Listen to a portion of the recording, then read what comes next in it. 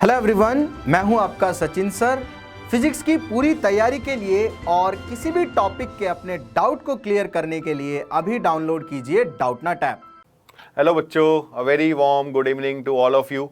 तो बच्चों, मैं अभिषेक गोयल फिर से आप सभी का एक बार स्वागत करता हूं। आज लेक्चर नंबर 2 में हम लोग पढ़ेंगे बच्चों मोशन अंडर द ग्रेविटी। बच्चों, मैं आज आपको रिलेटिव मोशन पढ़ाऊंगा। ठीक है, रिलेटिव मोशन इन 1D कि रिलेटिव मोशन क्या होता है, कैसे उसकी प्रॉब्लम्स को हमें टैकल करना है। काफी इंपॉर्टेंट टॉपिक है और काफी बार क्वेश्चंस पूछे गए हैं इस टॉपिक में से। ठीक है, कुछ प्रैक्टिस प्रॉब्लम्स करवाऊंगा उसके ऊपर, फिर लास्ट में हम कुछ मोशन के ग्राफ्स देखेंगे, ग्राफ बनाना सीखेंगे कि ग्राफ कैसे बनाते हैं मोशन में। ठीक है, चलो स्टार्ट करता हूं मैं पहले प्रॉब्लम्स से ही स्टार्ट कर रहा हूं, मोशन अंडर द ग्रेविटी की। ठीक है, तो बच्चों ये सेकेंड प्रॉब्लम लेके आया हूं। ये भी एक कंसेप्चुअल प्रॉब्लम है। इसमें पहले मैं प्रॉब्लम पढ़ता हूं क्या है, ठीक है, उसके बाद बताता हूं क्या कंसेप्ट छुपा होता है इस प्रॉब्लम में। तो प्रॉब्लम है कि एक बैलून है, is moving with the constant velocity of 7 metres पर second. When the balloon is 60 metres above the ground, a stone is released from it. ठीक है, a stone is released from it, find the total time taken by the stone to reach at the ground. ठीक है, अब इसमें जो बच्चों यहां पे कंसेप्ट होता है, इस प्रॉब्लम में जो कंसेप्ट छुपा हुआ होता है वो ये है।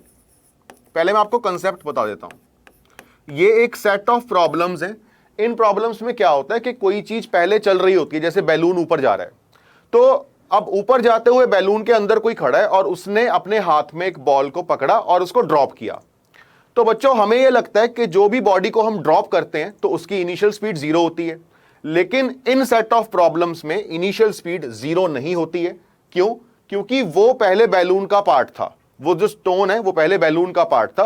तो जिस वक्त हम उस बॉडी को रिलीज करेंगे दूसरी बॉडी में से, तो जो दूसरी बॉडी की इनिशियल स्पीड होगी वही स्पीड हमारे वो जो बॉडी जिसको हमने रिलीज किया है उसकी भी वही स्पीड होगी। ठीक है, जैसे देखो, पहले मैं कंसेप्ट लिख देता हूं। ठीक है, तो कंसेप्ट ये है, when a body is released from another moving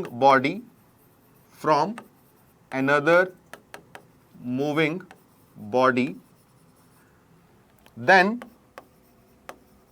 its initial speed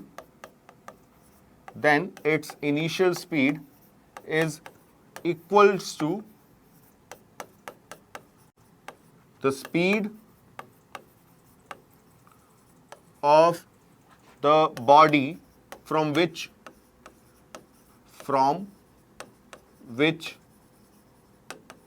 it has been released.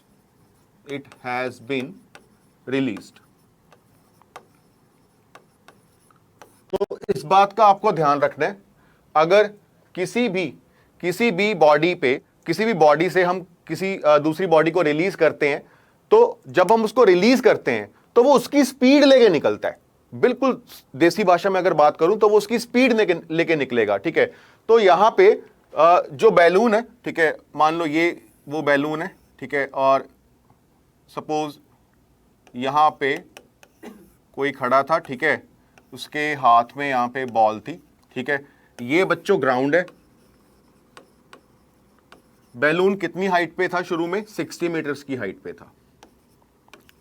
अब इसमें गलती ये होती है, हमें ये लगता है कि जब हम बॉल को रिलीज करेंगे तब उस बॉल की स्पीड हम 0 ले लेते हैं। गलती ये होती है। ठीक है, तो जब हम किसी बॉडी को रिलीज करते हैं किसी मूविंग बॉडी में से, तो वो उसकी स्पीड लेके निकलती है बॉडी। ठीक है, जिसको हम रिलीज करते हैं। तो बच्चों हमारी गलती ये होती है कि हम उसकी इनिशियल स्पीड को 0 ट्रीट कर लेते हैं, जबकि यहां पे इनिशियल स्पीड 0 नहीं होगी। यहां पे इस बॉल की इनिशियल स्पीड बराबर होगी जो बैलून की स्पीड थी। ठीक है, तो हमें ये लगता है कि ये बॉल ऐसे सीधा नीचे ग्राउंड पे गिर जाएगी, जबकि ये बॉल ऐसे ऊपर जाके फिर ऐसे ग्राउंड पे गिरेगी, क्योंकि इस बॉल की जो इनिशियल स्पीड होगी वो होगी बैलून की स्पीड के बराबर। और बैलून कितनी स्पीड से चल रहा था बच्चों? 7 मीटर्स पर सेकंड की स्पीड से। तो 7 मीटर्स पर सेकंड की इनिशियल स्पीड होगी। तो इनिशियल स्पीड ऑफ बॉल हो गई कितनी? 7 मीटर्स पर सेकंड।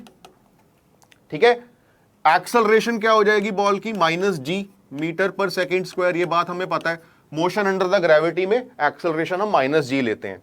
ठीक है, तो -g ले लिया एक्सेलरेशन को, इनिशियल स्पीड हो गई 7 अब हमें बताना है कि कितना टाइम लगेगा उसको नीचे तक आने में। तो बच्चों मेरे को बताओ कि बॉल की डिस्प्लेसमेंट कितनी होगी। उसको हमने इस पॉइंट से छोड़ा तो ये इनिशियल पॉइंट हो गया, ये फाइनल पॉइंट हो गया। तो बॉल कैसे आ रही है, बॉल इस पॉइंट से नीचे की तरफ आ रही है। तो मैं ये वेक्टर बनाऊंगा, ये मेरा एस वेक्टर मतलब डिस्प्लेसमेंट वेक्टर होगा। अब डिस्प्लेसमेंट क्योंकि नीचे की तरफ है तो मैं यहां पे लिखूंगा नेगेटिव साइन के साथ कितना, -60 मीटर्स। ठीक है, तो ये मेरा डिस्प्लेसमेंट हो जाएगा इस क्वेश्चन में। ठीक है, तो डिस्प्लेसमेंट कितना हो गया, -60 मीटर्स। राइट, ये तीनों पैरामीटर्स लिखने के बाद आपको इक्वेशन पे जाना है। हमेशा किसी भी क्वेश्चन में काइनामेटिक्स के पहले आप पैरामीटर्स लिखोगे विद साइन पैरामीटर्स लिखोगे, उसके बाद आप इक्वेशन में जाओगे। सारे पैरामीटर्स हो गए, अब कौन सी इक्वेशन लगेगी यहां पे, ये देखो एस गिवन है, यू गिवन है, तो सेकंड इक्वेशन लगा लेते हैं। सेकंड इक्वेशन क्या थी, S equals to U T plus half A T square. अच्छा एस यहां पे बच्चों -60 लेंगे। ठीक है, अच्छा यू कितने, 7 इंटू टी, यहां पे आ जाएगा हाफ, ये नेगेटिव पहले लगा रहा हूं क्योंकि ए का वैल्यू मैं जी पुट करने वाला हूं, तो ये 10 हो जाएगा इंटू टी स्क्वायर। ठीक है, ये बनेगा -5t square plus 7t plus 6t equals to 0। तो इसको ऐसे लिख सकते हैं 5t square -7t minus 6t equals to 0। ये बनी बच्चों क्वाड्रेटिक इक्वेशन। ठीक है, क्वाड्रेटिक बनेगी। अब सीधा सीधा तो नहीं दिख रहा ना कि कोई, देखो अब यहां पे आप इसको सॉल्व करेंगे तो आपके पास टाइम की 2 वैल्यूज आएंगी। ठीक है, क्वाड्रेटिक बन गई ना, अब टाइम की 2 वैल्यूज आएंगी यहां पे। ठीक है, तो इसको जब हम सॉल्व करते हैं ना तो इसका जो टाइम है वो कुछ 4.2 सेकेंड्स आ जाता है। 4.2 सेकेंड्स के करीब इसका आंसर आ जाएगा। राइट, समझ में आया। माइनस जी इसलिए क्योंकि ये मेरा पॉजिटिव डायरेक्शन है, और अगर कोई भी पैरामीटर, कोई भी काइनामेटिक्स का पैरामीटर अपवर्ड डायरेक्शन में होगा तो उसको मैं पॉजिटिव लूंगा, और कोई भी पैरामीटर डाउनवर्ड डायरेक्शन में होगा तो उसको मैं नेगेटिव लूंगा। ठीक है, तो एक्सेलरेशन को मैं नेगेटिव इसलिए ले रहा हूं बच्चे क्योंकि एक्सेलरेशन डाउनवर्ड डायरेक्शन में है। ऐसे एक्ट करता है ना जी, तो क्योंकि जी डाउनवर्ड डायरेक्शन में एक्ट कर रहा है तो नेगेटिव जी का मैंने यहां पे यूज किया। ठीक है, इसलिए माइनस का साइन आया एक्सेलरेशन में। अगर एक्सेलरेशन ऊपर होती तो पॉजिटिव साइन आता। अब देखो जैसे यू है ना, इनिशियल वेलोसिटी है। अब देख, इनिशियल वेलोसिटी को अपवर्ड बनाया मैंने, तो इनिशियल वेलोसिटी अपवर्ड है। देखो ये अपवर्ड है ना, तो अपवर्ड वाली वेलोसिटी है तो मैंने यहां पे पॉजिटिव ली है। ठीक है, बात करें डिस्प्लेसमेंट की, डिस्प्लेसमेंट में क्या हो रहा है कि यहां से नीचे तक जा रहा है वो बॉडी, तो डिस्प्लेसमेंट नीचे की तरफ है। तो अगर मैं यहां पे बनाऊं वेक्टर तो डिस्प्लेसमेंट ऐसे है। तो डिस्प्लेसमेंट क्योंकि अब नीचे की तरफ है और वाई एक्सिस हमारा पॉजिटिव ऊपर की तरफ हमने कंसीडर किया है, तो डिस्प्लेसमेंट भी यहां पे -60 लेंगे। ठीक है, तो नेगेटिव पॉजिटिव का आपको बहुत ध्यान रखना है। और इन तरह के क्वेश्चंस में मैं जब आपको प्रोजेक्टाइल मोशन भी पढ़ाऊंगा उसमें भी इनफैक्ट जो एक्सेलरेशन है वो तो हमेशा ही -g रहेगी, क्योंकि एक्सेलरेशन ड्यू टू ग्रेविटी का डायरेक्शन थोड़ी ना चेंज होता है, वो तो हमेशा डाउनवर्ड रहती है। ठीक है, तो उसका हम वैल्यू हमेशा -g लेंगे। ठीक है, समझ में आया। तो कंसेप्ट क्या है, अगर किसी भी बॉडी से, किसी भी मूविंग बॉडी से किसी चीज को रिलीज किया जाएगा तो वो बॉडी जब उससे निकलेगी तो उसकी इनिशियल स्पीड लेके निकलेगी। ठीक है, अगर किसी भी मूविंग बॉडी से किसी को रिलीज किया जाएगा तो वो उसकी इनिशियल स्पीड लेके निकलेगी। Got it. चलो अब बढ़ते हैं आगे। तो ये एक अच्छा कंसेप्चुअल क्वेश्चन है, इस पे आपको एक क्वेश्चन बन सकता है बच्चों। ठीक है, अब नेक्स्ट क्वेश्चन पे आता हूं। A ball is throne upwards with an initial velocity of v0 from the surface of the earth. ठीक है, the motion of the ball is affected by the drag force equals to m यहां पे मास है, एक constant है gamma v square, v यहां पे उसकी स्पीड है। मतलब ये जो फोर्स है वो उसकी स्पीड पे भी डिपेंड कर रही है, इनफैक्ट उसके स्क्वायर पे डिपेंड कर रही है। Where m is the mass of the ball, v is the instantaneous velocity and gamma is the constant. Time taken by the ball to rise to its Zeenat. Zeenat means कि उसको maximum height तक जाने के लिए कितना time लगेगा। देखो question, उसको मैक्सिमम हाइट तक जाने के लिए कितना टाइम लगेगा। देखो है ना कंसेप्चुअल क्वेश्चन, तो इसीलिए मैंने आपको कहा था कि आपको डायरेक्ट क्वेश्चन नहीं पूछा जाएगा कभी भी कि यू बता दिया तो टाइम ऑफ फ्लाइट पूछ लिया। ठीक है, थोड़ा बहुत ट्विस्ट रहेगा। अब ये ट्विस्ट है यहां पे ड्रैग फोर्स का। तो यहां पे अगर मैं बॉल की बात करूं, उसकी जर्नी के दौरान बच्चों उस पे एक mg का फोर्स लग रहा होगा डाउनवर्ड डायरेक्शन में, और एक ड्रैग फोर्स लगेगा। अगर बॉल की स्पीड किसी भी इंस्टेंट पे मान लो v है, तो वो जो ड्रैग फोर्स उस पे लगेगा वो लगेगा mv स्क्वायर इंटू गामा। ये यहां पे फंडा है, ये यहां पे कंसेप्ट है। कंसेप्ट ये है, मैं कंसेप्ट लिखूंगा। ठीक है, कंसेप्ट ये है कि drag force always opposes the motion of the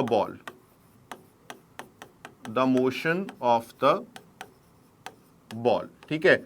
तो जिस तरफ भी बॉल मूव कर रही होगी ना, उसके ऑपोजिट लगेगी। जीनत का मतलब है मैक्सिमम हाइट, दिस इज मतलब मैक्सिमम हाइट, मतलब वो मैक्सिमम हाइट तक जाने के लिए कितना टाइम लेगी बॉल, ठीक है। ड्रैग फोर्स एक रेजिस्टिव फोर्स है। जैसे हम कोई भी चीज ड्राइव करते हैं, जैसे सपोज आप एक बाइक ड्राइव कर रहे हो ना, हर एक ने बाइक तो ड्राइव की होगी। तो जब हम बाइक ड्राइव करते हैं तो हवा हमारे ऊपर एक फोर्स लगाती है ना। अगर हम आगे जा रहे हैं तो हवा हमारे ऊपर पीछे फोर्स लगाती है ना बच्चे, that is called as drag force. तो जब बॉल ऊपर जा रही होगी ना, तो बॉल पे एक नीचे की तरफ फोर्स लगेगी, that is the drag force. और वो ड्रैग फोर्स इस क्वेश्चन में दे रखी है mv² इंटू गामा, ठीक है। गामा यहां पे कांस्टेंट है, m मास है, v उसकी इंस्टेंटेनियस स्पीड है। तो ये ड्रैग फोर्स चेंज हो रही होगी किसके साथ? स्पीड के साथ, ठीक है। सॉल्व करते हैं इस क्वेश्चन को, ठीक है। अच्छा सवाल है, देखो।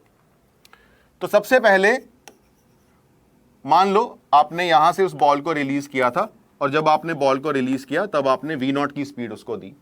बीच रास्ते में कहीं पे उसकी स्पीड v हो गई, और उस पे जो फोर्सेस एक्ट कर रही हैं वो कर रही हैं mg and mv² into gamma. ये दो फोर्सेस उस पे एक्ट करती हैं, ठीक है, बीच कहीं रास्ते पे, ठीक है।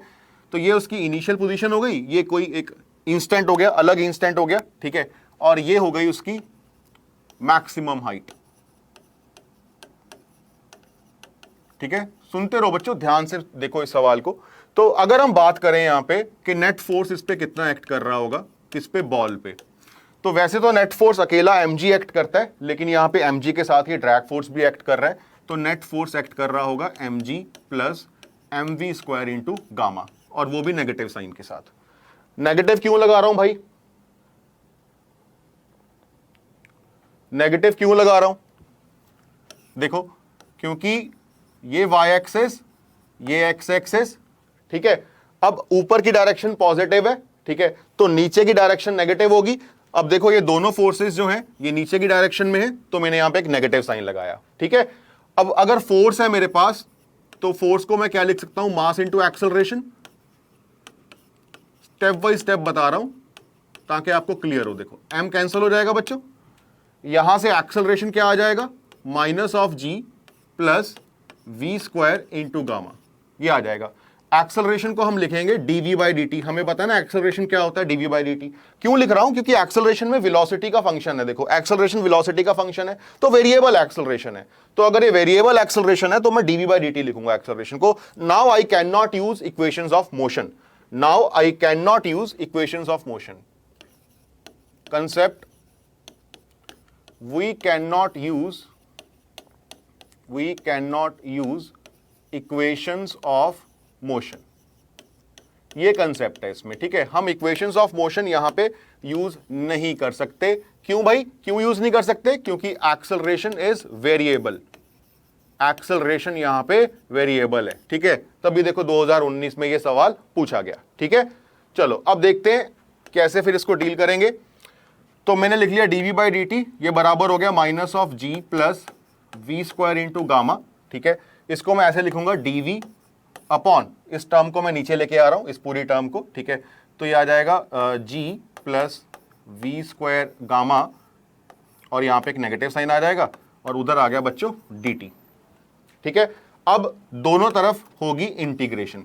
ऑब्वियसली इंटीग्रेशन से वेलोसिटी और टाइम निकल सकता है, ठीक है।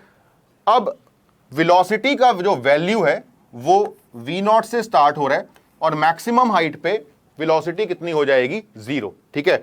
और टाइम 0 से स्टार्ट हो रहा है, और मैक्सिमम हाइट तक मान लो टाइम उसको लगा t, और हमें यही टाइम t की तलाश है। उसने यही कहा ना कि टाइम बताओ जब बॉल मैक्सिमम हाइट तक पहुंच जाएगी, ठीक है। तो v0 से 0 इंटीग्रेशन होगी लेफ्ट साइड की, और 0 से t तक इंटीग्रेशन होगी राइट साइड की। तो देखो यहां पे बच्चों जो इंटीग्रेशन के अंदर देखो क्या है, dv upon g plus v² into gamma.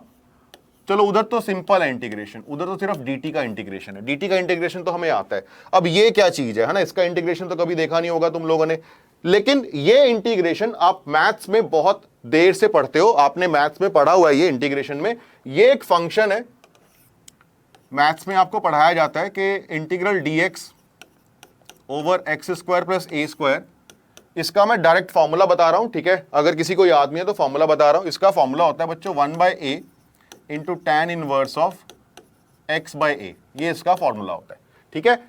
तो पहले तो ना मैं इस फंक्शन को जो मैंने यहां पे लिखा है फंक्शन, उसको उसके फॉर्मेट में लेके आता हूं।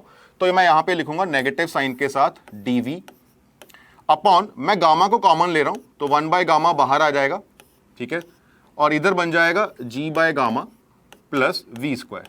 अब देखो वी स्क्वायर का तो जुगाड़ हो गया, मतलब वी स्क्वायर मेरा एक्स स्क्वायर हो गया, लेकिन ए स्क्वायर बनाना पड़ेगा, ठीक है। अब गुड गुड बच्चे, सौरभ, अब इसको मैं लिख सकता हूं -1/गामा integral dv upon under root में g/गामा का होल स्क्वायर, ऐसे लिख सकता हूं ना मैं इसको, g/गामा को मैं अंडर रूट ऑफ g/गामा का होल स्क्वायर लिख सकता हूं प्लस वी स्क्वायर, ठीक है, is equals to integral dt। Limits यहां पे 0 से t तक है, लिमिट्स मत भूलना भाई, ये है v0 से 0 तक। अब देखो, अब ये फॉर्मेट, इसको देखो ध्यान से और इस फॉर्मूले को देखो ध्यान से, सेम हो गया ना। देखो v की जगह x है और ये अंडर रूट ऑफ g/गामा जो है वो a स्क्वायर हो गया, अंडर रूट ऑफ g/गामा जो है वो a की तरह हम ट्रीट कर सकते हैं, ठीक है। तो ये और वो बिल्कुल सेम है। अब मैं फॉर्मूला लगाऊंगा, ठीक है, अब मैं देखो फॉर्मूला लगा रहा हूं, अब मैं देखो क्या लिखूंगा, मैं लिखूंगा माइनस ऑफ 1/गामा, ठीक है, अगली पेज पे लिखते हैं, चलो इसको, हाँ, अब मैं लिखूंगा माइनस ऑफ 1/गामा, ठीक है। अब देखो इसका आंसर क्या था, पहले 1/a से मल्टीप्लाई करो, अब a क्या था अंडर रूट में g/गामा, तो पहले इसको मल्टीप्लाई कर देते हैं 1/a, तो अंडर रूट ऑफ g/गामा था तो गामा चला जाएगा ऊपर अपना, ठीक है, इनटू क्या आ जाएगा tan inverse of x/a, tan inverse of x/a। अब x क्या है यहाँ पे v और a क्या है अंडर रूट ऑफ g/गामा, ठीक है। तो यहां पे लिखूंगा मैं x by under root of g और ऊपर चला जाएगा अंडर रूट ऑफ गामा, ठीक है, ये आएगा, ठीक है। अब ये जो रिजल्ट आया है, ठीक है, ये इसका आया, राइट हैंड साइड का रिजल्ट क्या होगा, सिंपली इट इज t-0, ठीक है। अब हमें यहां पे करनी है लिमिट्स को पुट, तो वेलोसिटी v0 थी शुरू में और बाद में 0 थी, ठीक है। अब देखो बच्चों, मैं थोड़ा सा इसको रीअरेंज करता हूं, मैं इसको ऐसे लिखता हूं माइनस, ये यहां पे गामा है, ऊपर रूट गामा है, तो ये बन जाएगा नीचे रूट ऑफ गामा, तो ये g और गामा दोनों मल्टीप्लाई हो जाएंगे। लिमिट्स में पहले हम x की जगह या फिर वेलोसिटी की जगह, पहले हम वेलोसिटी की जगह डालेंगे 0, तो पहले आएगा बच्चों 0 क्योंकि tan इनवर्स ऑफ 0 इज 0, ठीक है।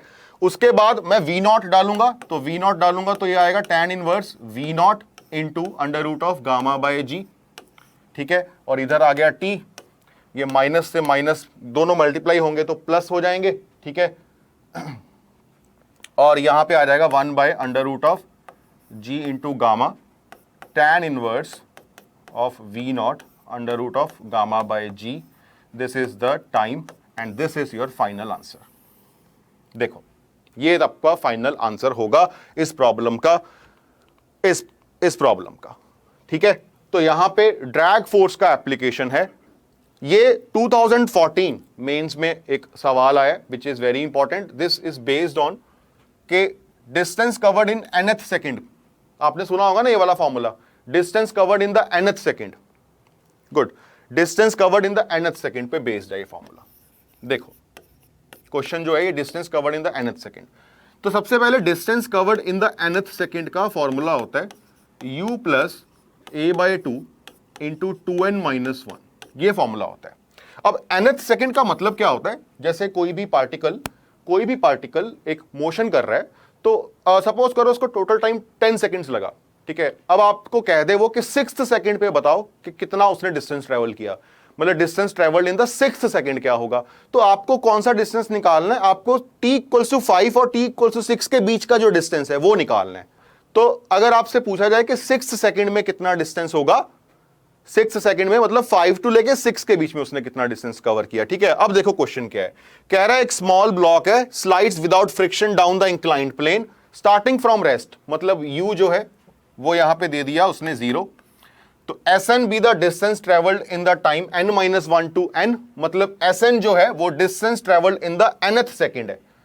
Sn जो है वो है distance travelled in the nth second, ठीक है।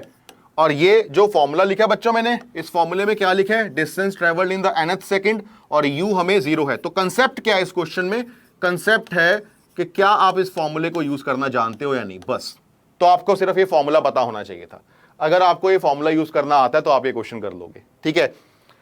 यहां पे आप n इसलिए पुट करते हो क्योंकि आप nth सेकेंड की बात कर रहे हो।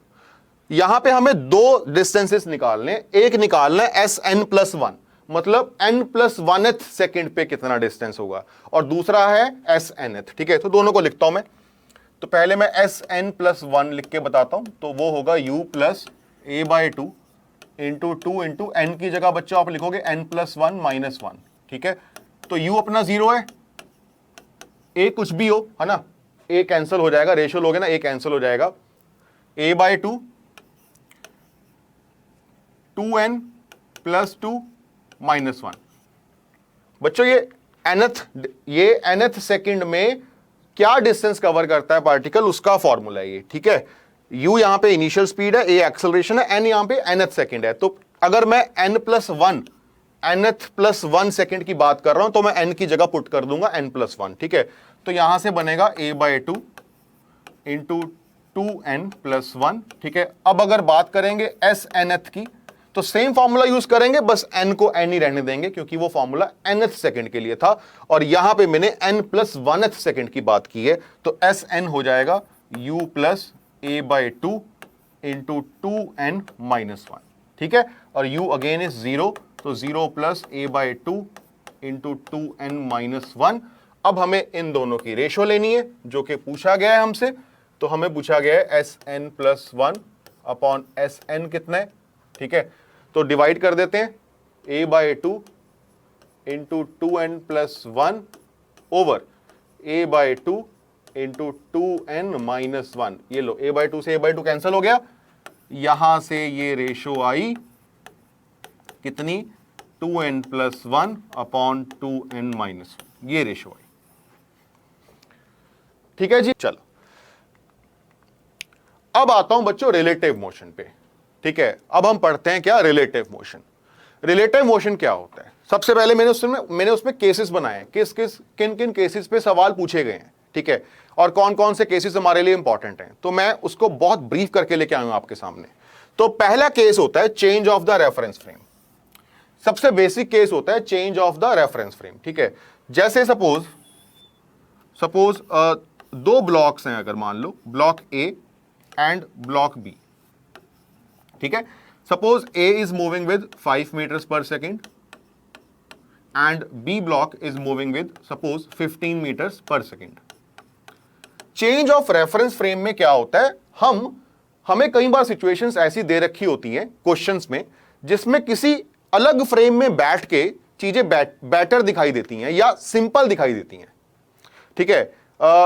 अगर आप उस फ्रेम में चले जाओ और उस फ्रेम में जाके आप इक्वेशंस ऑफ मोशन का उपयोग करो तो वो ज्यादा बेटर मेथड रहता है क्वेश्चन को सॉल्व करने का, ठीक है। तो रेफरेंस फ्रेम चेंज करके हम सिचुएशंस को बेटर देख सकते हैं और इजीली उसको सॉल्व कर सकते हैं, ठीक है। अब देखो, अगर यहां पे दो ब्लॉक्स हैं ए और बी, और अगर मैं आपसे ये कहूं कि velocity of A with respect to B क्या होती है, तो पहले तो इसका फॉर्मूला देख लो। Velocity of A with respect to B है velocity of A minus velocity of B. अब इसका मीनिंग समझ लो। Velocity of A with respect to B का मतलब है कि आप ए को देख रहे हो बी के फ्रेम से, ठीक है। कंसेप्ट क्या है यहां पे, कंसेप्ट ये है we are observing A from the frame of B, from the frame of B, ठीक है।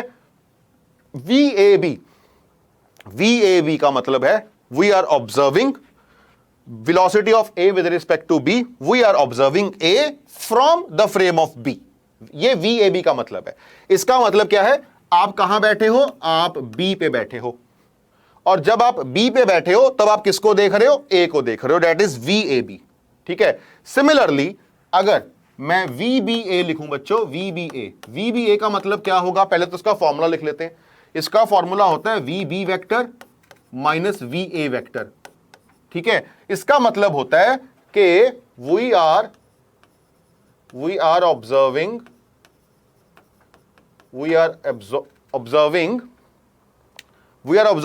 बताओ भाई, velocity of B with respect to A, we are observing B with respect to ए।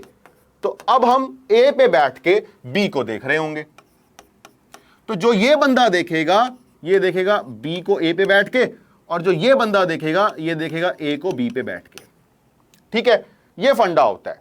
जब हम फ्रेम चेंज करते हैं तो उस फ्रेम में जब हम जाते हैं तो दूसरी चीजों को ऑब्जर्व करते हैं। ठीक है, सपोज अगर हम बी के फ्रेम में जाएंगे तो हम ए को ऑब्जर्व करेंगे, अगर कोई सी भी होता तो भी हम उसको ऑब्जर्व करते। ठीक है, अब इसमें करना क्या है, हमें कैसे टैकल करना है। सेम एग्जांपल, कैसे टैकल करना है इन प्रॉब्लम्स को। ये है 5 मीटर्स पर सेकेंड और ये है 15 मीटर्स पर सेकेंड। ठीक है, suppose we are going in the frame of B, suppose we are observing A from the frame of B.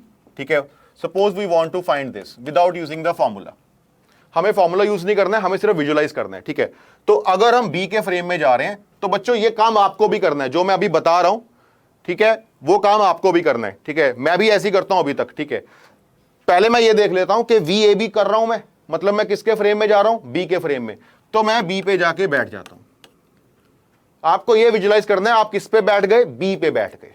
ठीक है, जिस पे भी बैठोगे उसको रेस्ट पे लेके आओगे,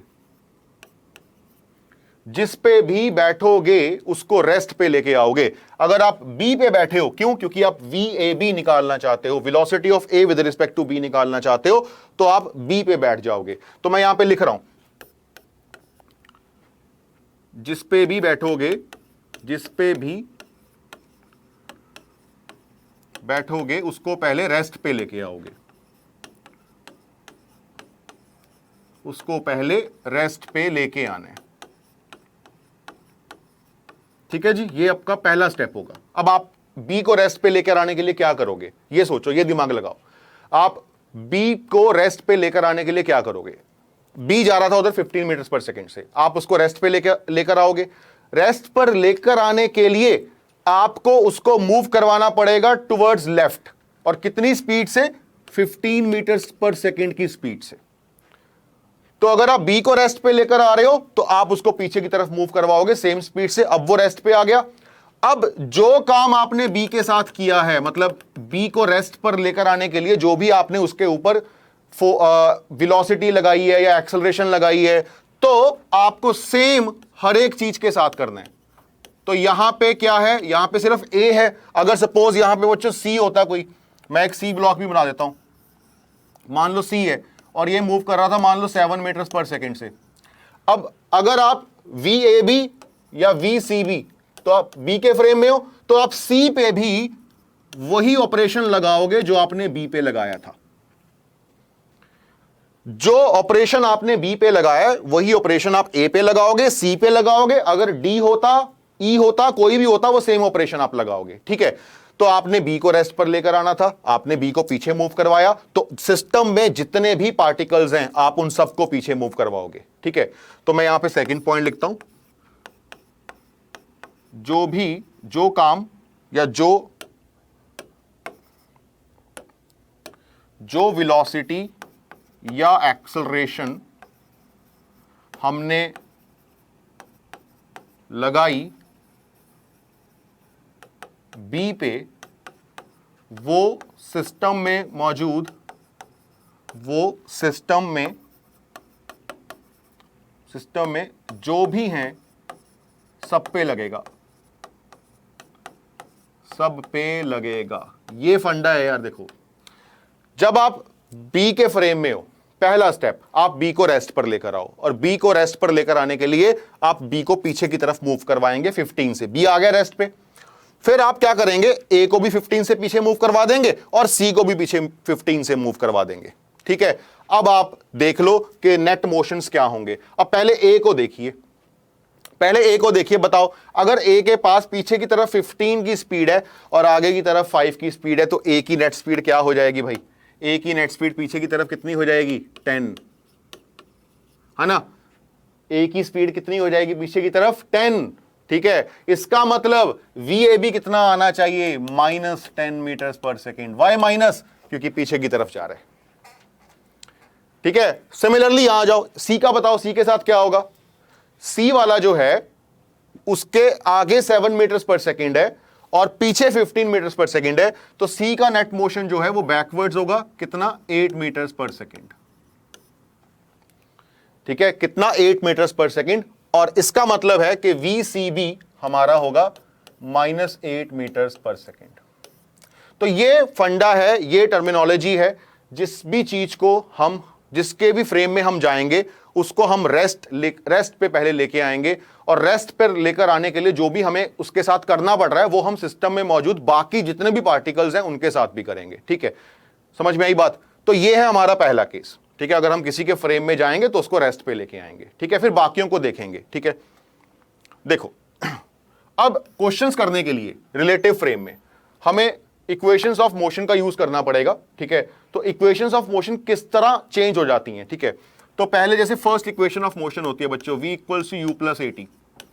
तो अगर सपोज दो पार्टिकल्स हैं A और B, और अगर मैं देख रहा हूं A को विद रिस्पेक्ट टू B, तो बच्चों हर एक चीज यहां पे रिलेटिव जाएगी।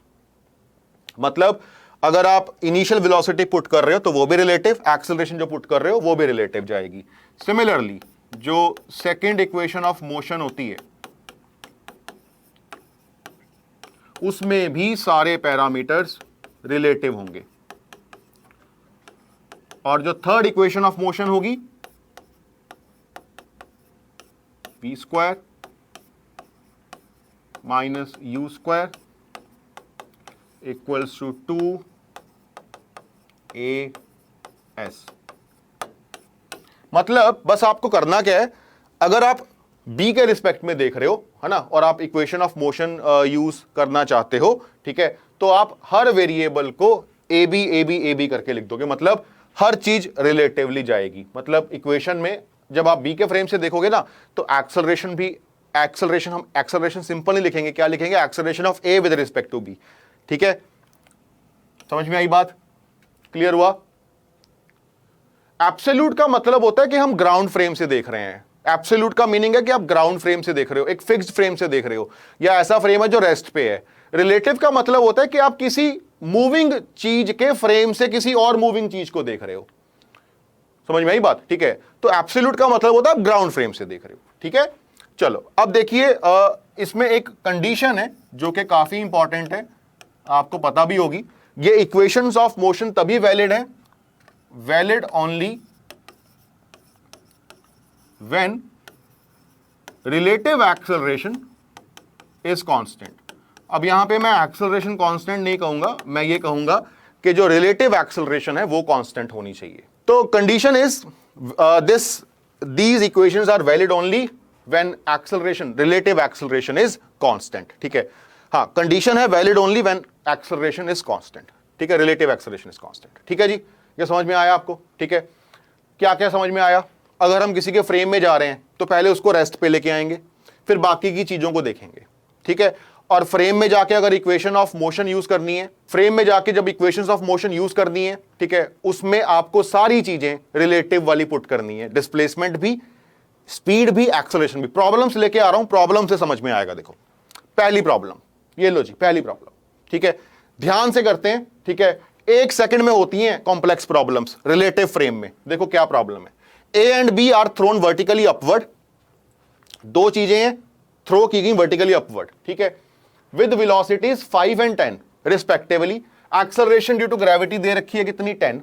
ठीक है, find the separation between them after 1 second. ठीक है, सेपरेशन बतानी है 1 सेकेंड। अब ये क्वेश्चन हम नॉर्मल इक्वेशंस ऑफ मोशन को भी यूज करके कर सकते हैं, लेकिन रिलेटिव से ये क्वेश्चन बहुत कम टाइम में होगा। देखो कैसे, सॉल्यूशन देखो इसका। दो बॉल्स हैं, है ना, एक बॉल को हमने ऊपर फेंका 5 मीटर्स पर सेकेंड की स्पीड से और दूसरी बॉल को ऊपर फेंका 10 मीटर्स पर सेकेंड की स्पीड से। पहली बॉल की एक्सेलरेशन कितनी है? 10 meters per second square. Unit देख लेना यार, एक्सेलरेशन मैं मीटर पर सेकेंड स्क्वायर लिख रहा हूं, ठीक है। और दूसरी बॉल की भी एक्सेलरेशन सेम है, 10 मीटर पर सेकेंड स्क्वायर, ठीक है। अब मैं क्या करता हूं, मेरे को सेपरेशन निकालनी है 1 सेकेंड बाद, ठीक है बच्चे। मैं ना 5 को ऑब्जर्व कर सकता हूं या 10 को ऑब्जर्व कर सकता हूं, ठीक है, दोनों में से किसी को भी ऑब्जर्व कर सकता हूं, ठीक है। तो मैं एक काम करता हूं, मैं इस पे बैठ जाता हूं।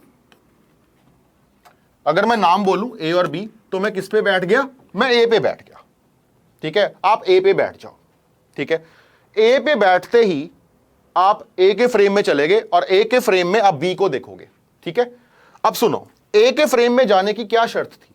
अगर आप किसी के फ्रेम में जाते हो तो क्या शर्त है? शर्त यह है कि आप उस बॉडी को रेस्ट पे लेके आओ, जो जो उसके साथ कर सकते हो वो कर सकते हो, ठीक है। आपको खुली छूट है, आप इसके साथ कुछ भी कर सकते हो, मतलब इसकी आपको इसको सिर्फ रेस्ट पे लेके आना है, ठीक है। अब रेस्ट पे लेकर आने के लिए देखो, आप इसके साथ 2 चीजें करोगे। पहली चीज क्या करोगे, आप इसको नीचे की तरफ वेलोसिटी दोगे, कितनी? 5 मीटर्स पर सेकेंड, ठीक है। यह आपने पहली चीज की इसके साथ। दूसरी चीज आप क्या करोगे, इसको ऊपर की तरफ एक्सेलरेशन दोगे, कितनी? 10 मीटर्स पर सेकेंड स्क्वायर। क्यों भाई? जिस तरफ इसकी वेलोसिटी है उसके ऑपोजिट इसकी वेलोसिटी दे दोगे, जिस तरफ इसकी एक्सेलरेशन है उसके ऑपोजिट एक्सेलरेशन दे दोगे, तो बॉडी तो खुद ब खुद रेस्ट पे आ जाएगी। इसको रेस्ट पर लेकर आने के लिए इसकी वेलोसिटी ऊपर की तरफ थी, पहले मैंने नीचे की तरफ वेलोसिटी दे दी, देखो ये 5 मीटर्स पर सेकेंड। इसकी एक्सेलरेशन नीचे की तरफ थी, मैंने ऊपर की तरफ दे दी। अब ये दोनों चीजें जो तुमने इस बॉल के साथ की हैं, सबके साथ करो। सब में कौन है यहां पे? एक ही तो है, कौन? ये बी वाली बॉल। इसके साथ भी करते हैं। तो पहले तो इसको वेलोसिटी देते हैं, किस तरफ? नीचे की तरफ, कितनी? 5 मीटर्स पर सेकेंड। जो मैंने यहां किया वही मैं यहां काम करूंगा। फिर हम इसको एक्सेलरेशन हमने दी थी ऊपर की तरफ, इसको भी दे दो एक्सेलरेशन ऊपर की तरफ, ठीक है। ये लो 10 मीटर्स पर सेकेंड स्क्वायर। अब देखो बच्चों, आप ए के फ्रेम से बी को देख रहे हो। अब बी के साथ क्या हुआ? बी की फाइनल कहानी क्या बनी? बी की फाइनल कहानी ये बनी कि अब हमारी ये जो बॉल बी है, इसकी तरह एक्सेलरेशन देखो नेट कितनी हो जाएगी। ये एक्सेलरेशन इस एक्सेलरेशन को कैंसिल कर देगी। ऊपर की तरफ 10 और नीचे की तरफ 10, दोनों ने एक दूसरे को कैंसिल कर दिया। अब इसकी वेलोसिटी ऊपर की तरफ कितनी है? 10, नीचे की तरफ कितनी है? 5। तो नेट वेलोसिटी कितनी हो जाएगी ऊपर की तरफ? 5 मीटर्स पर सेकेंड। और एक्सेलरेशन इसकी क्या हो गई? 0। एक्सेलरेशन क्या हो गई? 0, ठीक है। और ये कितने से मूव कर रहा है? 5 मीटर्स पर सेकेंड से मूव कर रहा है। समझ में आई बात? ठीक है, गुड।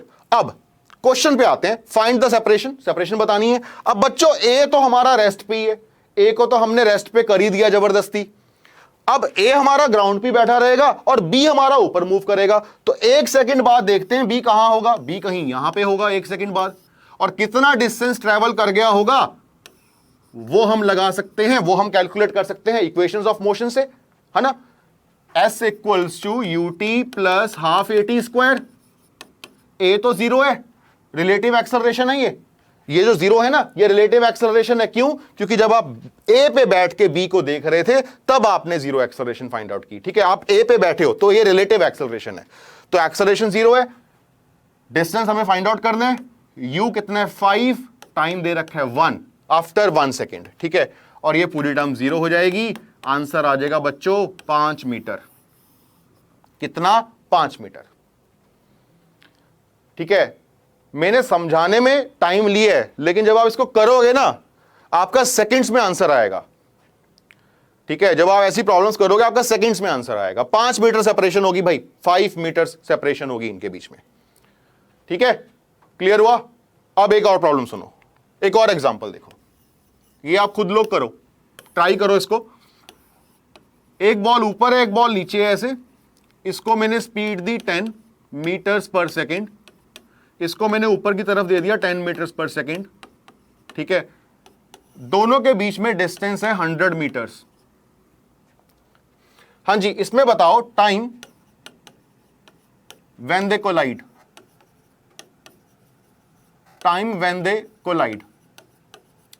चलो मैं बताता हूं time when they collide.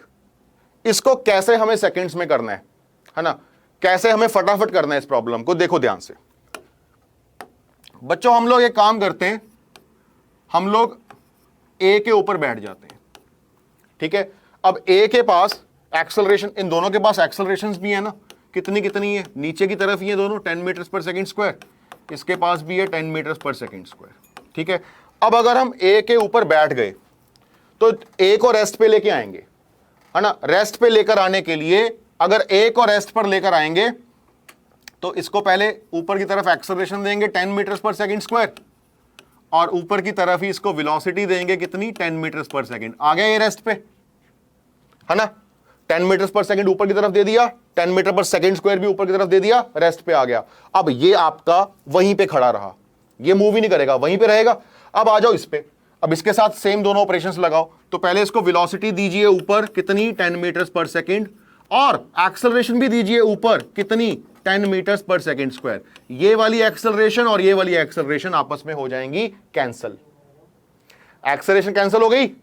Ball की स्पीड टोटल कितनी हो गई, सिचुएशन देखो क्या हुई।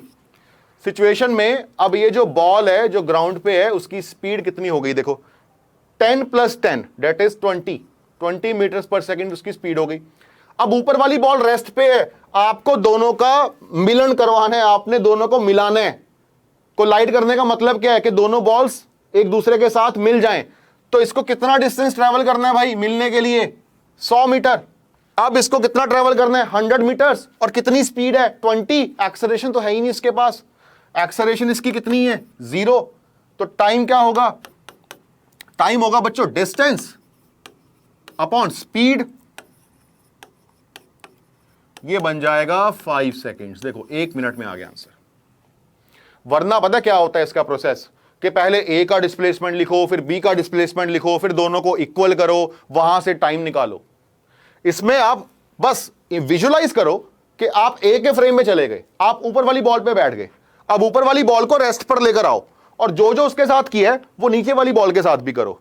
अब ऊपर वाली बॉल वही रहेगी क्योंकि वो रेस्ट पे है, नीचे वाली बॉल मूव करेगी। अब दोनों को मिलाना है तो मतलब उसको 100 मीटर्स कवर करके जाना पड़ेगा। उसके पास स्पीड कितनी हो जाएगी, 20। तो 100/20 5 सेकेंड्स।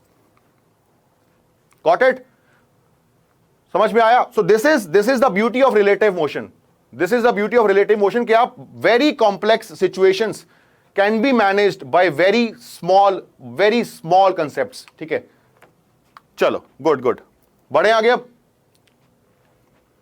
एक और सवाल करते हैं, ये थोड़ा डिफरेंट तरीके का सवाल है। इसमें देखो क्या कहा है, ये भी मैंने ना बहुत बार देखा है, ये मैंने वेक्टर्स में देखा है, मतलब वेक्टर्स चैप्टर से पूछते हैं ये सवाल, लेकिन है वो रिलेटिव वेलोसिटी का, तो इसको मैं लेकर आया हूं ताकि आपको समझ में आए,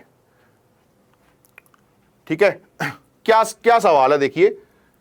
object A and B has the velocity of 10 meters पर सेकंड। ए जो है वो अपना ईस्ट में मूव कर रहा है और बी हमारा नॉर्थ में मूव कर रहा है। Find the velocity of A relative to B, ठीक है। इसमें फंडा देखिए क्या है।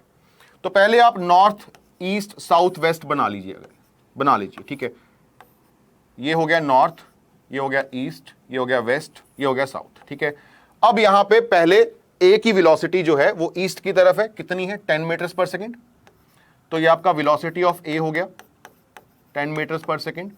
वेलोसिटी ऑफ बी जो है वो नॉर्थ की तरफ है, तो वेलोसिटी ऑफ बी भी बना लो बच्चों, ये हो गया वेलोसिटी ऑफ बी, है ना, वो भी कितना, 10 मीटर्स पर सेकंड। अब बच्चे इसका आंसर पता क्या देके आते हैं, उनसे क्या पूछा है, उनसे पूछा है velocity of A relative to B, तो वो लिखते हैं V A minus V B. V A को लिख देते हैं 10 और वी बी को भी लिख देते हैं 10। 10 - 10 करते हैं, आंसर 0 कराते हैं। क्या इसका आंसर 0 होगा। और वेक्टर्स में हमें यहां पे डायरेक्शन भी कंसीडर करनी है वेलोसिटी की, ठीक है। तो हम लिखेंगे वी ए बी, हम इसको ऐसे लिखेंगे, V A B vector is V A vector minus V B vector, ठीक है। अच्छा, वी ए वेक्टर को मैं लिखूंगा 10 i cap minus V B vector को मैं लिखूंगा बच्चों 10 j कैप। क्यों भाई 10 j कैप क्यों लिखा, क्योंकि ये y एक्सिस है और ये x एक्सिस है, तो जो वेलोसिटी x एक्सिस के अलोंग वो 10i और जो वेलोसिटी y एक्सिस के अलोंग वो 10 j कैप, ठीक है। तो यहां पे 10 i cap minus 10 j cap. अब ये आ गया आपका velocity of A with respect to V vector. अब बच्चों अगर इसका मैग्नीट्यूड फाइंड आउट करने के लिए बोल दिया जाए तो उसका फॉर्मूला सिंपल होता है, i के कोफिशिएंट का स्क्वायर प्लस j के कोफिशिएंट का स्क्वायर, ठीक है। तो ये बन जाएगा 100 + 100 का root, that is root of 200। Root of 200 is 10√2, ठीक है, so this is the answer 10√2 इसका आंसर होगा। गलत आंसर इसका होता है 0, तो उसी के लिए लेकर आया हूं, ये छोटी सी मिस्टेक मत करना आपके एग्जाम्स में, ठीक है। तो काफी बार देखा है मैंने इस तरह का सवाल, ठीक है। चलो आगे बढ़ते हैं अब। यार ये एक अच्छे लेवल का सवाल है, इट इज वेरी इंपॉर्टेंट, ठीक है, और इससे आपका रिलेटिव मोशन में कभी गलत आंसर नहीं आएगा अगर आप ये ढंग से कर लो सवाल, ठीक है। क्या ये सवाल कह रहा है, an elevator car whose floor to ceiling distance is equals to 2.7 meter starts ascending with a constant acceleration of 1.2. 2 seconds after the start, a bolt begins to falling from the ceiling of the car. ठीक है, पहले हमें क्या find out करना है, उसका free fall time, मतलब कितने टाइम में वो फॉल कर जाएगा, ठीक है। दूसरा हमें फाइंड आउट करना है displacement of the bolt from the frame of the ground, मतलब ग्राउंड के फ्रेम से उसकी डिस्प्लेसमेंट क्या हुई बोल्ट की, ये फाइंड आउट करनी है चीज, ठीक है। तो देखिए इसको कैसे करते हैं, पहले मैं सिचुएशन समझा देता हूं। सिचुएशन क्या है, यहां पे मान लो ये एक एलिवेटर है, यहां पे ना एक बोल्ट लगा हुआ था बच्चों, ठीक है। ये एलिवेटर ऊपर जा रहा था कितने से, 1.2 मीटर पर सेकेंड स्क्वायर की एक्सेलरेशन से, ठीक है, ऊपर जा रहा था ये। तो जब ये यहां कहीं पहुंचा, ठीक है, तब मतलब यहां पे टाइम अगर 0 सेकेंड्स हो रहा है तो यहां पे टाइम हो रहा है 2 सेकेंड्स। तो इस ये बोल्ट ना ढीला था उसकी छत पे, हाँ वही समझा रहा हूं, ये बोल्ट ना ढीला था उसकी छत पे। तो जब ये ऊपर पहुंचा तो ये बोल्ट ने उसको छोड़ दिया, उसकी छत को छोड़ दिया। अब छत को छोड़ के वो कहां आके गिरेगा, फ्लोर पे ही गिरेगा। तो ये कह रहा है कि अगर ये फ्लोर पे गिरा तो वो, तो पहले तो बताओ कि फ्री फॉल टाइम क्या होगा, दूसरी चीज बताओ कि डिस्प्लेसमेंट क्या होगी from the frame of the ground, ठीक है। हमें डाटा जो गिवन है उसमें एक तो ये डिस्टेंस गिवन है सीलिंग टू फ्लोर, और एक इसकी एक्सेलरेशन गिवन है 1.2, ठीक है, और एक ये गिवन है कि 2 सेकंड बाद ये बोल्ट ने गिरना स्टार्ट किया है, ठीक है। चलो फंडा क्या यूज होगा पहले इसमें सब कुछ यूज हो जाएगा जो अब तक मैंने पढ़ाया है। याद करो वो बैलून वाला क्वेश्चन, बैलून वाले क्वेश्चन में मैंने क्या बताया था, अगर कोई चीज किसी चलती हुई चीज से रिलीज हो तो उस चीज की वेलोसिटी बराबर हो जाएगी जिस चीज में वो पहले था, मतलब जिसको भी वो लीव करके निकलना चाहेगा उसकी वेलोसिटी लेकर वो निकलेगा, ठीक है।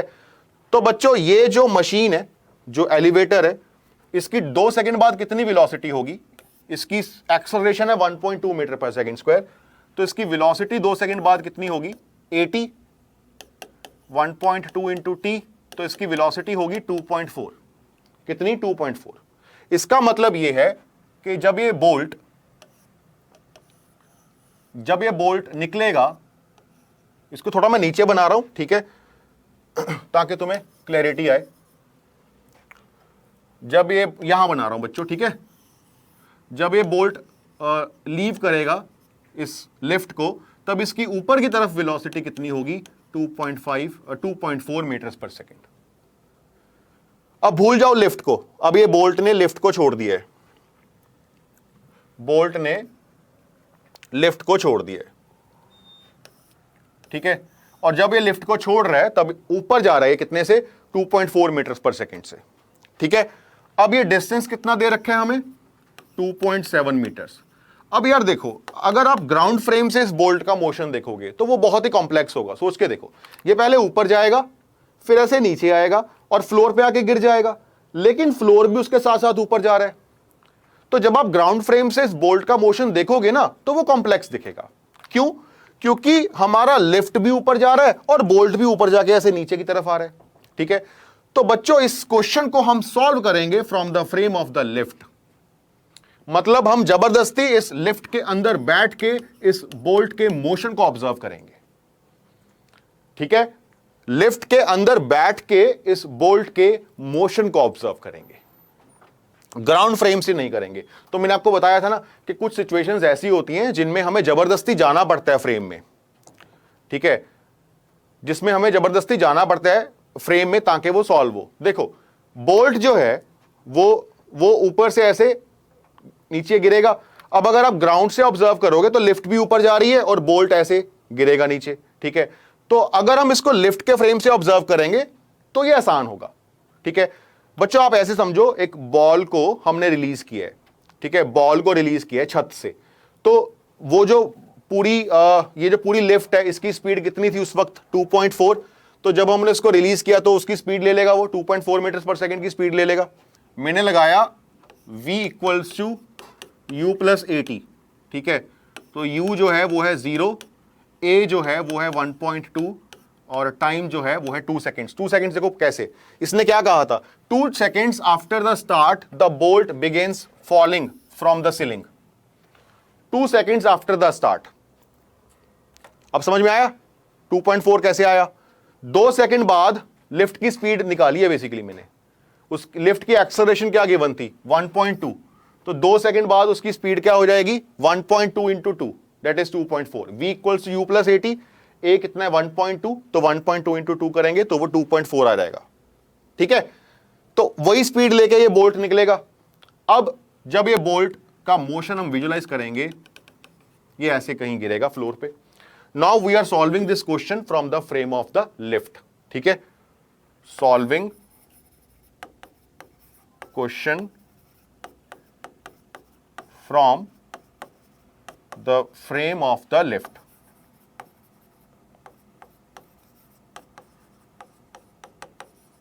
ठीक है, अब सुनो, आप लिफ्ट के अंदर जब खड़े हो, लिफ्ट को मैं L से डिनोट कर रहा हूं, बोल्ट को मैं B से डिनोट कर रहा हूं, ठीक है। अच्छा, बोल्ट की इनिशियल स्पीड कितनी है 2.4 मीटर्स पर सेकेंड, तो मैं यहां पे लिख देता हूं, इनिशियल स्पीड ऑफ बोल्ट हो जाएगी 2.4 मीटर्स पर सेकेंड, ठीक है। और जिस वक्त ये लिफ्ट से निकला है ना, और हम इसको कहां से ऑब्जर्व कर रहे हैं बच्चों, लिफ्ट से ऑब्जर्व कर रहे हैं, ठीक है, तो उस वक्त लिफ्ट की स्पीड भी कितनी थी 2.4 मीटर्स पर सेकेंड। अब समझ में आया 2.4 क्यों लिया मैंने बोल्ट को, क्योंकि वो लिफ्ट से निकला ना, लिफ्ट की स्पीड 2.4 तो बोल्ट की स्पीड भी 2.4, ठीक है। अब ये ऐसे जाके ऐसे गिरेगा, तो ये बंदा क्या देखेगा कि इसकी डिस्प्लेसमेंट जो बोल्ट की हुई है वो सिंपली कितनी हुई है 2.7 मीटर्स। लिफ्ट के अंदर जो खड़ा है वो तो ये देखेगा ना कि बोल्ट ऐसे ऊपर से ऐसे आया, नीचे गिरा, है ना, तो उसकी जो डिस्प्लेसमेंट है वो कितनी हुई 2.7 सेंटीमीटर्स, ठीक है। सो मैं यहां पे लिखूंगा displacement of the bolt with respect to the lift is minus of 2.7 meter. Why minus? क्योंकि ये बोल्ट ऐसे नीचे की तरफ आ रहा है, इसके accordingly, so we are in the frame of the lift, ठीक है। तो अब मैं लिखूंगा SBL is equals to UBL into T plus half ABL into T square. याद है मैंने क्या कहा था, इक्वेशन ऑफ मोशन जब आपको रिलेटिव फ्रेम में लगानी है तो आपको हर चीज रिलेटिव फ्रेम वाली पुट करनी है, ठीक है। मतलब bolt with respect to lift, SB, UB और AB सभी कुछ with respect to the lift put करनी है। अब SBL क्या आएगा माइनस ऑफ 2.7, UBL, अच्छा UBL का फॉर्मूला क्या होता है UB माइनस UL। अब देखो यार, UB भी 2.4 है और UL भी 2.4 है, तो दोनों को माइनस करेंगे तो क्या बनेगा, UB माइनस UL करोगे तो क्या बनेगा, 0 ही बनेगा, ठीक है। प्लस एक्सेलरेशन पे आ जाओ ध्यान से, acceleration of the bolt minus acceleration of the lift का स्क्वायर। बोल्ट की एक्सेलरेशन क्या होगी, वो तो होगी -10। क्यों भाई, क्योंकि वो तो फ्री फॉल कर रहा है, बोल्ट तो हवा में कितनी एक्सेलरेशन होती है -10, ठीक है। अच्छा, लिफ्ट की एक्सेलरेशन क्या गिवन है, लिफ्ट की एक्सेलरेशन गिवन है देखो कितनी 1.2, ठीक है, और किस तरफ है, ऊपर की तरफ है, ठीक है, तो AL हो जाएगा प्लस 1.2, ठीक है। यहां पे पुट कर देता हूं, तो माइनस ऑफ 2.7, ये टर्म तो 0 हो गई, तो 0 प्लस हाफ AB कितना है -10, AL है प्लस 1.2 इंटू टी स्क्वायर, ठीक है। ये बनेगा बच्चों -2.7 is equals to -11.2 by 2 into T square, minus से माइनस गया, ठीक है, यहां से आया 2.7, यहां से आया 2.7 into 2 by 11.2 is equals to T square, तो टी बन जाएगा अंडर रूट में 2.7 इंटू 2 अपॉन 11.2, तो ये बनेगा 0.7 सेकेंड्स। ढंग से देख लो इसको, तो ये आंसर आएगा इसका टाइम का, ठीक है। अब मैं डिस्प्लेसमेंट भी निकालता हूं बच्चों, देखो सेकंड पार्ट भी था इसका, the displacement of the bolt in the frame of the ground. अब ये देखो यार, displacement of the bolt in the frame of the lift कितना था? 2.7, इनफैक्ट माइनस ऑफ 2.7। ये देखो माइनस ऑफ 2.7। अब ये आपसे पूछ रहा है displacement of the bolt with respect to ground. अब देखिए क्या करेंगे हम। हां जी, इक्वेशन देखिए क्या लिखेंगे, initial velocity of the bolt with respect to ground into T plus half acceleration of the bolt with respect to ground into T square, है ना। हमें ये चीज निकालनी है, इसको एज इट इज रख लेते हैं।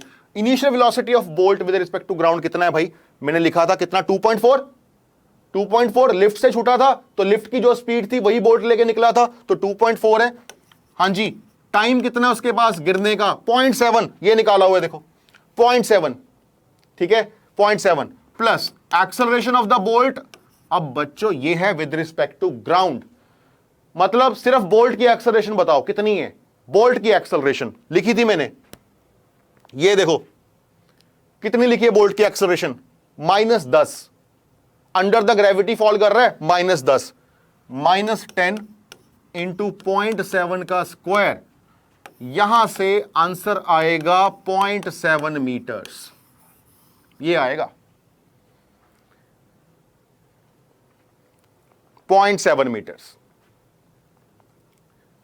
ठीक है। जब आप इसको करेंगे तो जो आंसर आएगा वो आएगा 0.7 मीटर्स।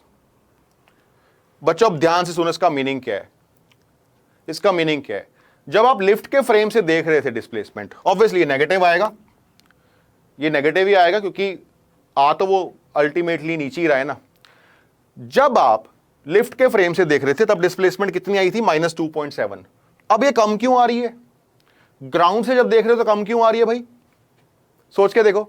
अब देखो मेरा हाथ, ये मेरा हाथ है, ये मेरा हाथ लिफ्ट का फ्लोर है, यहां से बोल्ट, यहां पे बोल्ट है, ठीक है।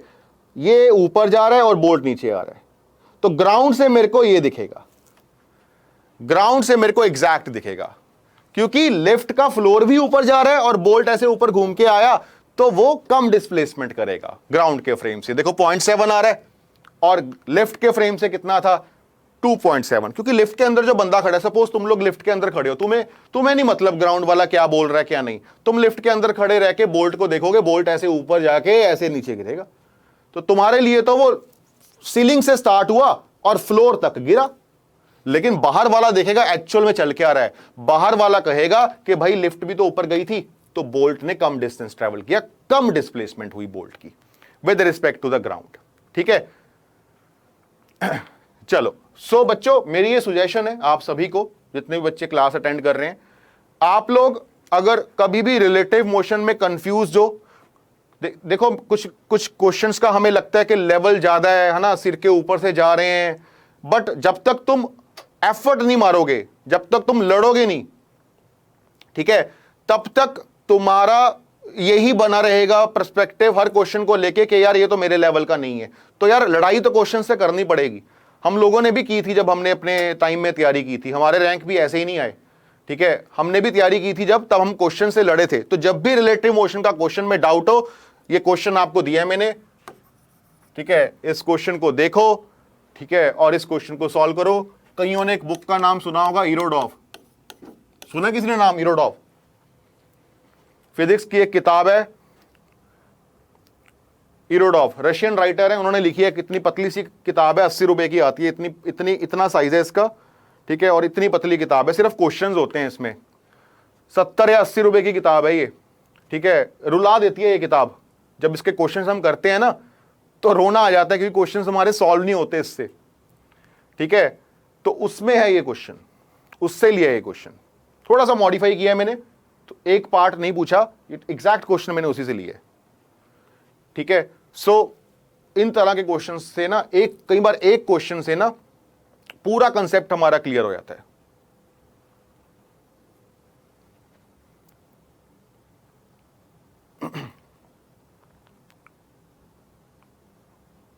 ठीक है, चलो आगे बढ़ते हैं। अब सेकंड केस, रिलेटिव मोशन का ही सेकंड केस, ठीक है। लास्ट ईयर्स के क्वेश्चंस के बेसिस पे ही मेरे सारे टॉपिक्स हैं।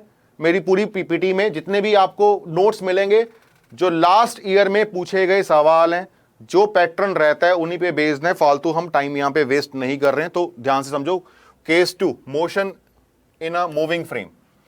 देखो यार, इसमें क्या होता है, सपोज करो इसमें किस तरह का सवाल होता है या किस तरह की सिचुएशन होती है। सपोज करो ये एक प्लैंक है और इसके ऊपर कोई खड़ा है, ठीक है। प्लैंक चल रहा है सपोज 5 मीटर्स पर सेकेंड की स्पीड से, और जो बंदा उसके ऊपर खड़ा है उसकी स्पीड दे रखी है 3 मीटर्स पर सेकेंड, ठीक है। बंदे का नाम हम मैन मतलब एम से डिनोट करता हूं और प्लैंक को मैं पी से डिनोट करता हूं, ठीक है। हमें क्या दे रखा है, हमें क्या दे रखा है कि velocity of the man with respect to plank जो है वो है 3। मतलब यहां पे सेकंड केस में मोशन करता है कोई body in a moving frame, मतलब ये बंदा एक किसी और चीज पे मोशन कर रहा है और वो भी अपना मोशन कर रही है बॉडी, अपना खुद का कुछ। मतलब you are running on an elevator. सोच के देखो, कभी मॉल में गए हो या कभी किसी बड़ी बिल्डिंग में गए हो तो वहां पे एलिवेटर्स लगे होते हैं ना, तो वो एलिवेटर चल रहा है। सपोज करो आप उस पर रेस्ट पे खड़े हो, तो आप मोशन नहीं कर रहे हो, तो एलिवेटर आपको ऊपर ले जाएगा। सपोज आपको जल्दी है ऊपर जाने की, तो आप क्या करते हो, आप खुद भी एलिवेटर पे चलते हो। इसको मैं बोल रहा हूं case 2, motion in a moving frame. Frame भी चल रहा है और तुम भी चल रहे हो, ठीक है। जैसे ये बंदा प्लैंक के ऊपर भाग रहा है और प्लैंक भी चल रहा है। प्लैंक कितने से चल रहा है, 5 से, और जो बंदा इसके ऊपर चल रहा है वो कितने से चल रहा है, 3 से। अब ये जो 3 दे रखा है बच्चों, ये दे रखा है velocity of the man with respect to plank. तो velocity of the man with respect to plank दे रखा है कितना, 3, और ये टुवर्ड्स राइट है, तो इसको मैं पॉजिटिव 3 लूंगा, ठीक है। अब अगर मेरे से यह पूछा गया कि ग्राउंड के फ्रेम से इस बंदे की क्या स्पीड है, थोड़ा कॉमन सेंस से बताओ, ग्राउंड के फ्रेम से इसकी क्या स्पीड है। प्लैंक के ऊपर चल रहा है ये 3 से, प्लैंक के फ्रेम में ये 3 से चल रहा है और प्लैंक खुद चल रहा है 5 से। तो कॉमन सेंस से तो मैं डायरेक्टली कह सकता हूं ना कि 5 + 3 कर दूंगा, 8 से चल रहा है ये। अब देखते हैं क्या फॉर्मूले से भी आता है वो आंसर। वीएमपी का फॉर्मूला होता है वीएम माइनस वीपी, है ना। वीएमपी कितना दे रखा है हमें, 3 दे रखा है ये, ठीक है। वीएम हम फाइंड आउट करना चाहते हैं, that is velocity of the man with respect to ground हम फाइंड आउट करना चाहते हैं। तो यहां से वेलोसिटी ऑफ द मैन आ जाएगा 3 plus velocity of the plank, that is 3 + 5, that is 8। ये फंडा होता है। ग्राउंड के फ्रेम से उसकी स्पीड होगी 8, प्लैंक के फ्रेम से उसकी स्पीड दे रखी होगी 3। ऐसे केसेस मैं आपको रिवर बोट में भी करवाऊंगा। रिवर में जब कोई आदमी तैर रहा है तो वो रिवर के फ्रेम में अपनी स्पीड को डिसाइड करता है। जैसे मैं बोलूं कि किसी की स्पीड 3 मीटर्स पर सेकेंड है इन अ रिवर, तो that is with respect to the river, ठीक है। वो मैं आपको रिवर प्रॉब्लम जब आप करवाऊंगा ना उसमें बताऊंगा, ठीक है। तो ये इसमें फंडा रहता है, ठीक है, सिंपल है। अच्छा इसमें बताओ, इसमें क्या होगा अगर एक प्लैंक, अब ये पीछे चल रहा होता सपोज 5 से, और जो बंदा इसके ऊपर चल रहा है वो 3 मीटर्स पर सेकेंड से चल रहा है। मतलब velocity of the man with respect to plank ये दे रखी है और ये आपकी वेलोसिटी ऑफ द प्लैंक है।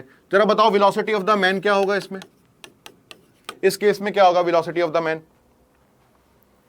तो यहां पे हम ये लिखेंगे कि वेलोसिटी ऑफ द मैन का फॉर्मूला क्या होता है, velocity of the man with respect to plank plus velocity of the plank. ये फॉर्मूला याद रखो।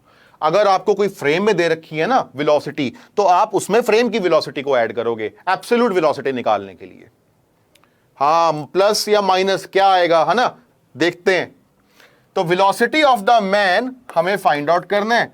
Velocity of the man with respect to plank हमें दे रखा है +3, वेलोसिटी ऑफ द प्लैंक लेंगे -5, ठीक है। तो यहां से आंसर आएगा -2। अब एक सवाल करवाता हूं, बड़ा इंपॉर्टेंट सवाल है, काफी बार पूछा गया एग्जाम्स में। ये पहले तो ये बहुत आता था, 1999 की बात करूं मैं, पहले के जो AIEEE होते थे उसमें बहुत आता था, ठीक है। अब भी आपने काफी क्वेश्चन पेपर्स में ये देखा होगा। क्वेश्चन देखो क्या है, कह रहा है person standing on the escalator takes the time t1 to reach the top of the tower. When the escalator is moving he takes time t2 to reach the top of the tower. कह रहा है वो जो lift होती है ना, जो बच्चों जो मॉल में मैंने बताया था, वो जो सीढ़ियां सी होती हैं ऐसे ऊपर चलती हैं, तो कह रहा है कि जब वो एक बंदा उस पर खड़ा है और अगर वो ना चले तो एस्केलेटर उसको ऊपर लेके जाता है कितने टाइम में, t1 टाइम में। अगर वो देखो escalator takes time t1 to reach the top of the tower. When the escalator is moving he takes t2 times to reach the top of the tower when the escalator is standing. मतलब t1 time जो है वो तब लगता है when only escalator is moving. When only escalator is moving, वो जो lift है वो मूव कर रही है. ठीक है जी. t2 टाइम तब लगता है when only man is moving. When only man is moving तब लगता है कितना टाइम? t2 time. ठीक है. t1 टाइम कब लगता है? जब सिर्फ एस्केलेटर मूव करता है. t2 टाइम कब लगता है? जब सिर्फ वो बंदा मूव करता है. सपोज करो किसी दिन आप मॉल में गए और वो जो लिफ्ट है वो खराब है. होता है ऐसे ना. तो जब लिफ्ट खराब है ना, तब आप उसके ऊपर चल के जा रहे हो, खुद चल के जा रहे हो, तब आपको कितना टाइम लगता है? t2. किसी दिन आप बड़े सुस्त हो, मॉल में गए हो एंजॉय करने, ठीक है, और मॉल में जाके आप बस उस एस्केलेटर पे खड़े हो गए ऐसे शांति से. अब एस्केलेटर आपको आराम से लेके जा रहा है ऊपर, और उस प्रोसेस में जो टाइम लग रहा है वो लग रहा है कितना? t1. तो जब आप एस्केलेटर पे आराम से ऐसे खड़े हो तब वो लेके जा रहा है t1 टाइम से, और जब आप चल रहे हो एस्केलेटर पे और एस्केलेटर खड़ा है, खराब हो रखा है, तब कितना टाइम लगता है? t2. पूछा क्या है? How long will he take if he walks up a moving escalator. मतलब अब ये बताइए कि अगर वो खुद भी चल रहा है और एस्केलेटर भी चल रहा है तो कितना टाइम लगेगा. ठीक है, ये क्वेश्चन है. देखो इसको कैसे सॉल्व करता हूं.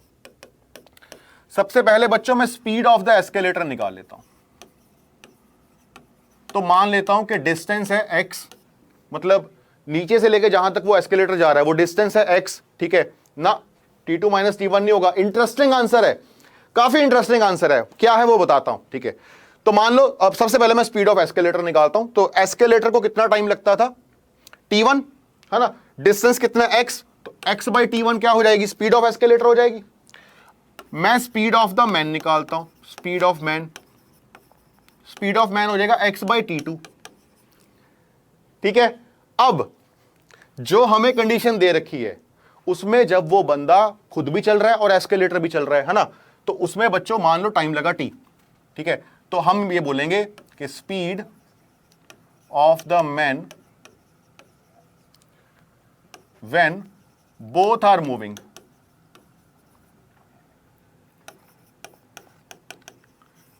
है ना, वो होगा x by T. x by T होगा या नहीं? क्यों? क्योंकि अब डिस्टेंस तो x ही रहा, टाइम कुछ मान लो t लगा है ना, टाइम डिफरेंट लगेगा, डिस्टेंस तो x ही रहा. ठीक है. अब देखो, अब मैं लगाता हूं रिलेटिव मोशन. रिलेटिव मोशन क्या कहता है कि जब वो बंदा उस एस्केलेटर पे चल रहा है और एस्केलेटर भी चल रहा है बच्चों, तब उसकी स्पीड जो होगी, मतलब ये वाली जो स्पीड है, अगर ये स्पीड ऑफ द एस्केलेटर है, ये स्पीड ऑफ द मैन है, तो मैं ये कहूंगा speed of the escalator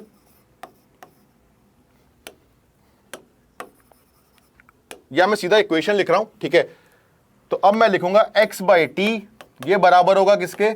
x by t1 plus x by t2. समझ में आई बात? ठीक है, x कैंसल हो गया, 1 बाई टी इक्वल्स टू, ये एलसीएम ले लो, t1 t2 ऊपर चला जाएगा t2 प्लस t1. यहां से बच्चों t आ जाएगा t1 t2 upon t1 plus t2. ये आएगा आंसर. ठीक है. बेसिकली जो स्पीड ऑफ द मैन ये x बाई t2 है, ये तब की स्पीड है जब एस्केलेटर रेस्ट पे है. मतलब ये speed of the man with respect to the escalator है. ठीक है. ये क्या है? मैं अगर फिजिक्स की बात करूं, यहां पे फिजिक्स क्या घुसा हुआ है इसमें, वो ये है, this is velocity of the man with respect to the escalator. This is velocity of the escalator. This is velocity of the man. ठीक है. Now velocity of the man with respect to escalator plus velocity of the accelerator is equals to velocity of the man. ये लगाया बच्चों मैंने, देख ले भाई. दानिश इस इक्वेशन को फॉलो कर. जब एस्केलेटर रेस्ट पे है ना, तो उसका मतलब है कि वो स्पीड है जो मैन की है विद रिस्पेक्ट टू एस्केलेटर. मैं रिवर बोट प्रॉब्लम्स बताऊंगा ना, सेम इसी फंडे पे बेस्ड है, बिल्कुल सेम फंडे पे. ये जो इक्वेशन देख, ये जो है ना स्पीड ऑफ मैन, जो मैंने x बाई t2 लिखा है, वो है velocity of man with respect to escalator. ये है वेलोसिटी ऑफ एस्केलेटर, और ये क्या है? वेलोसिटी ऑफ मैन ग्राउंड के फ्रेम से. जब हम ग्राउंड से देखेंगे मैन भी चल रहा है, एस्केलेटर भी चल रहा है, तो ये क्या होगी? Velocity of the man. है ना? ठीक है,